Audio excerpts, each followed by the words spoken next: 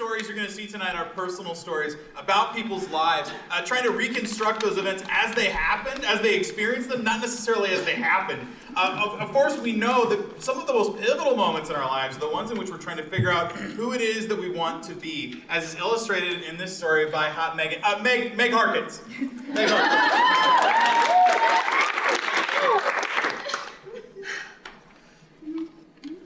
The plane rose into the air, and I cried. Because I had just broken up with my boyfriend. But this was a long flight, so I got over that real quick. And I had a new plan. I was going to Ireland, so I was going to find a hot Irish man, and we were gonna fall in love and raise our 3 kids, Declan, Emmett, and Siobhan, on our farm in the beautiful Irish countryside. We would have a passionate but brief affair. I was down for anything. Which is weird because normally I'm not down for anything. I'm what people would call responsible. I make my bed every morning. I send polite emails. I'm friends with my mom. But this trip was a chance for me to be different. I was going to have an adventure. I wanted to come back to America with a great story to tell. My first weekend in Dublin, I went out with my cousin and my brother, who was also visiting Ireland at the time. Now, we went to the pub to have a few drinks, and my brother has an iron liver, and my cousin is Irish. Well, we're all Irish, but he's Irish from Ireland, so they're fine. But after 4 drinks, I'm starting to get a little fuzzy, but I still want to have a good time. So we decide to hit the club. Copper-faced Jacks. 3 stories of cigarette-laden floors, loud electronic music, and the whitest people you will ever see. And they're all looking for love in all the wrong places, and one of those wrong places is right here.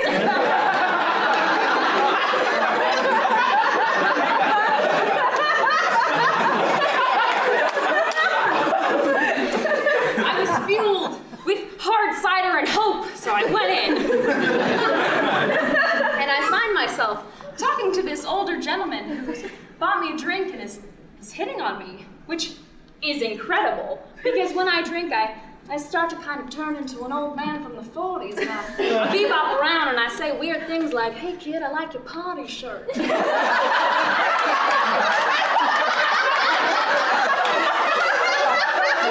he kept talking to me. Now, if you're an American in a foreign country, all of your conversations will go something like this. "So you're from America, eh?" "Yeah, I'm from Atlanta, Georgia." "Oh, yeah, I've got cousins out in California, which is near Atlanta, right?" No. But it's cool that you kind of know what America is, and your accent is so cute that I'm just gonna let you keep talking. I eventually managed to lose midlife crisis man, and then I run into overeager boy, who has also bought me a drink. Now, if you've been keeping track, this is drink number 6, which is about 4 drinks too many. And I know it's 4 drinks too many because I have not said anything about overeager boy's hand on my ass. I eventually managed to dislodge him, and I make my way out of the club. And now I start to do that thing. You know when you're drunk and you blink, and then you open your eyes and you're somewhere else? That started happening. I closed my eyes, and then I was in a cab with my brother, my cousin, and 2 sketchy-looking Irish girls. And then I closed my eyes again, and I was in my hostel room. And I've definitely peed my pants. And I closed my eyes, and I woke up the next morning. Oh my God, oh, my head hurts so badly, and there's this loud buzzing in my skull. I realize it's my cell phone. And I have 3 messages, all from numbers I don't recognize. "Hey, hot Meghan, it's David from last night." I don't know who David is. I don't even know who hot Meghan is.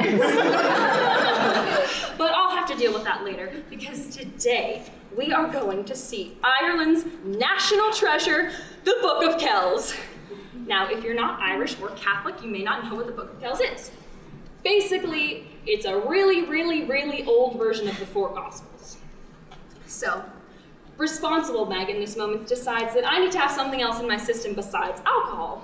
So I grab strawberry banana juice and I down the whole thing, which is about the worst decision I have made since last night. I'm walking down Dublin's busiest street, and I feel my stomach turn.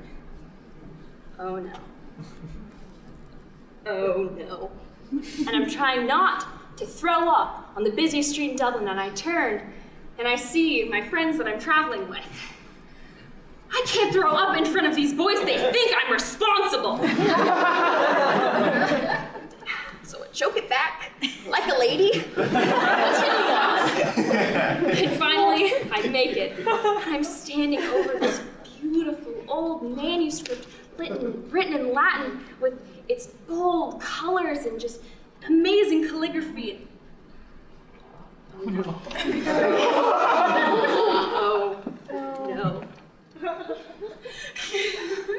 To my and Dr. J's relief, I did not show up on the Book of Kells.